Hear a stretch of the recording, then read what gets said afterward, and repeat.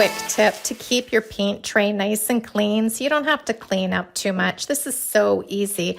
I just line it with a plastic bag, and these are the plastic bags that I get at the grocery store when I'm, putting my produce into it, my apples or my oranges. These are those little thin, skinny bags that never open. You know how you rip them off the roll at the grocery store, and then you probably spend 2 minutes trying to open them up just to put some produce in them. But they work awesome for the paint tray. So I just line the paint tray with it. I put the primer, in this case, just right on the bag, and I roll it that way.